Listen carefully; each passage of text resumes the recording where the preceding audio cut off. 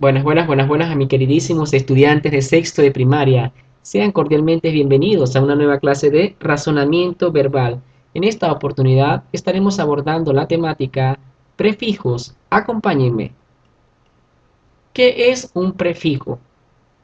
Recordemos que el prefijo es el tipo de morfema, ¿verdad?, o partícula que se agrega antes de la palabra, de la raíz o lexema, perdón. Ahora bien, si tenemos el ejemplo de la palabra encarcelar, el prefijo es el que está ante la raíz. Si ya sabemos que la palabra cárcel sería en la raíz o lexema, lo que está antes es la partícula en. Entonces, esta partícula o morfema es a lo que se conoce con el nombre de prefijo. Encarcelar. En este caso, en sería el prefijo.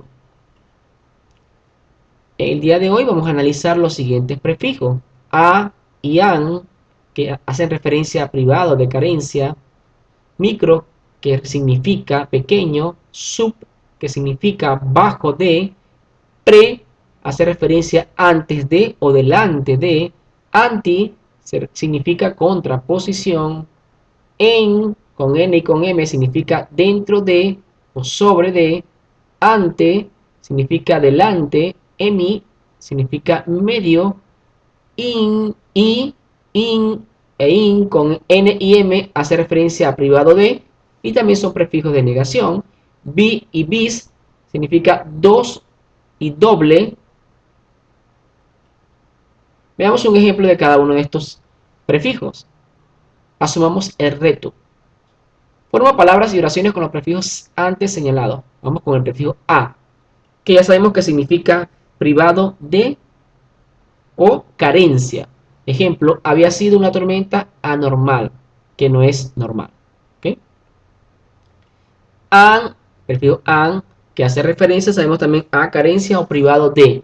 En aquel pueblo encontramos a un analfabeto, es decir, una persona que desconoce el sistema alfabético, que no conoce el alfabeto, por lo tanto no sabe leer ni escribir. Micro, ya sabemos que se significa pequeño. Ejemplo: microcrédito. Un ejemplo de una oración con esta palabra sería: me aprobaron el microcrédito que solicité.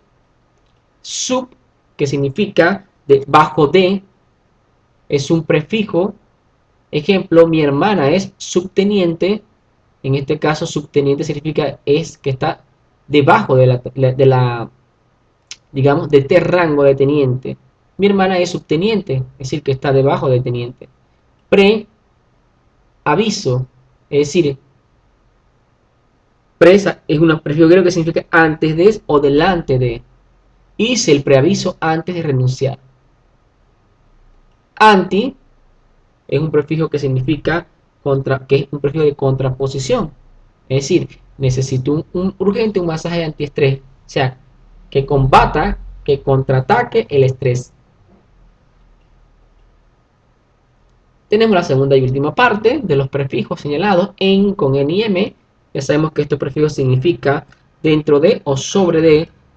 Ejemplo: la palabra empoderar, antebrazo en el caso de ante; en el caso del prefijo emi, hemiciclo; en el caso del prefijo in, intolerante; en el caso de bi, bisílaba; en el caso de bis, bisabuelo.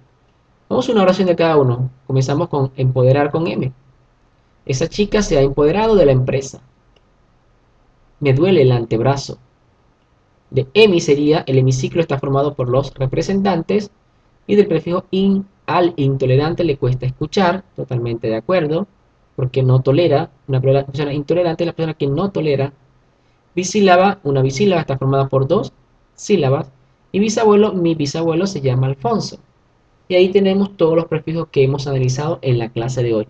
Espero que para la respuesta de la ficha o el quiz tengas pendiente esto y apuntes lo más importante. Además está decirles muchas gracias a mis queridísimos estudiantes de sexto de primaria. Siempre será un honor y un placer guiarlos en este maravilloso mundo hacia el encuentro con los aprendizajes. Quien les habló, su profesor Ulises Oria. Chao, chao, se les quiere mucho.